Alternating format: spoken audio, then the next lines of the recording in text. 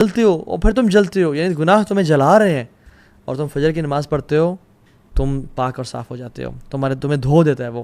جیسے ایک آگ جس انسان پہ لگی ہو نا، اس پہ فوراً سے پانی ڈال دیں، یا وہ امیجن کسی پول میں جمپ کر لے، ٹھنڈا ہو جاتا ہے نا فوراً سے. So you burn and burn then you pray Fajr, تمہیں دھو دیا جاتا ہے. ثم تحترقون فاذا صلیتم الظہر غسلتها، پھر تم جلتے ہو اور گناہوں سے جلتے ہو، آنکھوں کا زنا کر لیا، کانوں سے غیبت سن لی، زبان سے گالیاں دے دیں، بوائے فرینڈ سے بات کر لی، گرل فرینڈ سے بات، تم گناہ کرتے رہتے ہو، لیکن پھر ظہر پڑھتے ہو، پھر تمہیں دھو دیا جاتا ہے. ثم تحترقون فاذا صلیتم العصر غسلتها، پھر عصر پڑھتے ہو، پھر تمہیں دھو دیا جاتا ہے.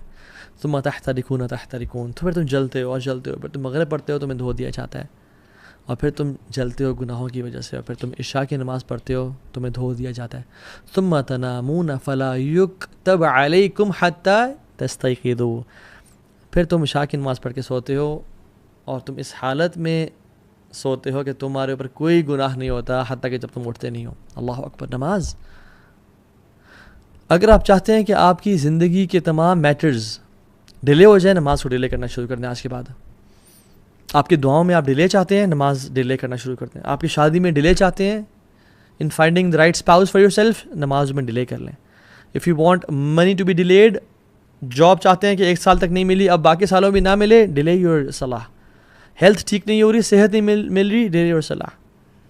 If you want health to be delayed, then delay your salah. If you want financial security to be delayed, delay your salah. اور اگر آپ چاہتے ہیں کہ زندگی میں جلدی آنا شروع ہو جائیں چیزیں، تو never ever miss your salah and delay your salah. جس کو میں حیران ہوتا ہوں یہ بات سوچ کے کہ جس کو یقین ہے کہ اللہ ہے، جس کو یقین ہے کہ قیامت کا دن حق ہے، جو مسلمان مرنا چاہتا ہے اور مسلمان سمجھتا ہے اپنے آپ کو، اور جس کو یقین ہے کہ میں نے ایک دن جانا ہے اس دنیا سے، قبر حق ہے، قرآن حق ہے، محمد صلی اللہ علیہ وسلم حق ہے، پھر بھی نماز نہیں پڑھتا، تو اس سے زیادہ ایول انسان کوئی نہیں ہے. میں کوئی جذبات سے نہیں کہہ رہا، میں سمجھ کے کہہ رہا ہوں. اس سے زیادہ ایول انسان کوئی نہیں ہے جو شخص جانتا ہے کہ اللہ رب العالمین ہے. اگر یقین ہوتا نا ان سب چیزوں کا کہ اللہ ہے اور رسول حق تھے اور قیامت کے دن ہے اور مجھے اللہ کے سامنے پیش ہونا ہے، اور اگر نماز قضا ہو جاتی یا ڈیلے ہو جاتی تو اس کو رات کو نیند نہ آتی، پھر یہ اگلا کھانا نہ کھا پاتا. موت کا غم تو چھوٹا غم ہے، نماز سے قضا ہونے کا غم تو بہت بڑا غم ہے. صلاح از یور لائف لائن. جس نے نماز مس کر دی اس کا سب کچھ تباہ برباد ہو گیا. اللہ سبحانہ وتعالیٰ نے 100 سے زیادہ دفعہ سے قرآن میں ذکر کیا، اور احادیث میں تو بے شمار. قرآن آپ کھولیں 2nd پیج پہ سورہ بقرہ، ذالک الکتاب لا ریب فیہ ھدی للمتقین الذین یؤمنون بالغیب ویقیمون الصلاۃ، جو غیب پہ ایمان رکھتے ہیں اور نماز پڑھتے ہیں، اور نماز کو قائم کرتے ہیں. صرف پڑھتے نہیں ہیں، قائم کا مطلب یہ ہے کہ ٹائم پہ پڑھنا، باجماعت پڑھنا، صحیح وضو کے ساتھ پڑھنا، مسجد جاتے ہوئے زینت اختیار کرنا. چلے آپ بہت سارے کام نہیں کر سکتے، لیکن نماز ٹائم پہ پڑھیں تو صحیح. اب قرآن میں بھرا ہوا ہے ذکر نماز، شاید کوئی پیج اس میں نماز کا ذکر نہ ہو. اور پھر آخر میں آپ سورہ کوثر کھولتے ہیں، انا اعطیناک الکوثر فصل لربک وانحر، فصل لربک، اپنے رب کے لیے نماز پڑھیں، وانحر، اور قربانی دیں. واللہ اس بندے کی زندگی نحوست والی ہے جو نماز نہیں پڑھتا، یا جو نماز کو ڈیلے کرتا ہے.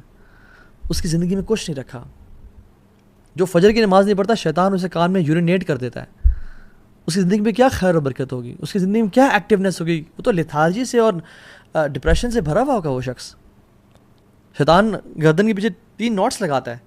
جب انسان حدیث کے مطابق، آتھینٹک حدیث، جب انسان اٹھتا ہے تو پہلی کھل جاتی ہے، وضو کرتا ہے دوسری کھل جاتی ہے، تیسری تب کھلتی ہے جب وہ نماز پڑھتا ہے فجر کی. امیجن جو شخص فجر کی نماز ہی نہیں پڑھتا اور روزانہ ہی 8 بجے 9 بجے اٹھ رہا ہے، 10 بجے اٹھ رہا ہے، 7 بجے اٹھ رہا ہے، وہ فجر کی نماز نہیں پڑھتا. اس کی زندگی میں کیا خیر اور برکت، اور کیا وہ اللہ سے کیا خیر امید کر سکتا ہے وہ.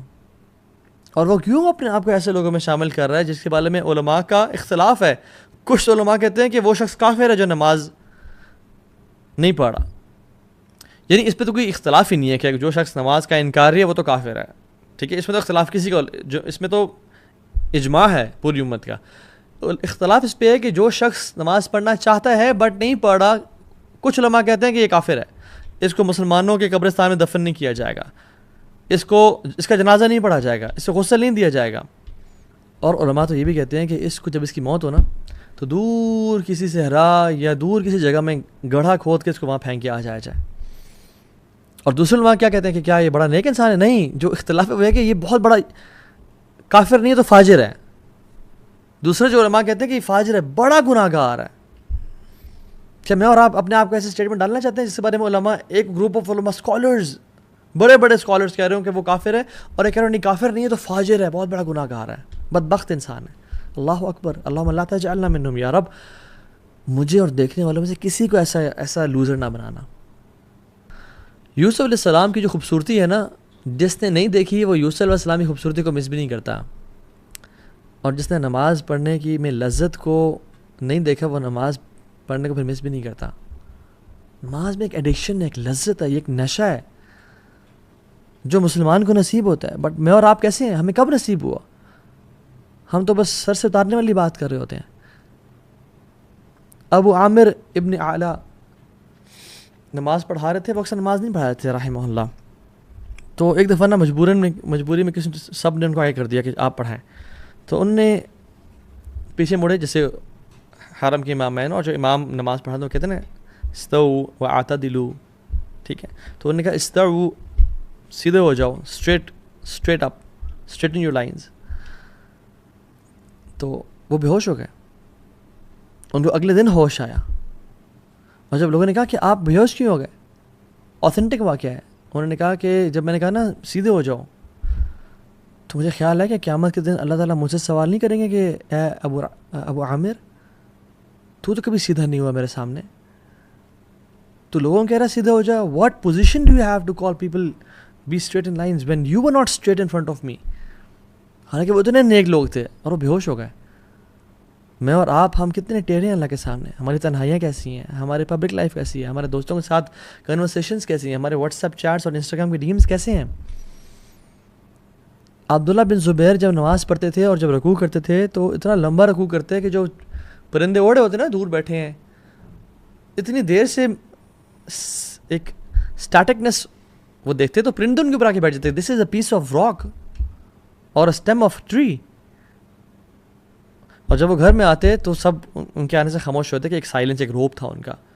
تو گپ شپ لگاتے، ہنسی مذاق کرتے، سب بات کرتے. جب وہ نماز پڑھنا شروع کرتے تو لوگ گپ شپ لگانا شروع ہو جاتے، ان کی فیملی والے، ان کی بیوی بچے، کیونکہ انہیں پتا تھا کہ اب اس کا تعلق اس دنیا سے نہیں رہا.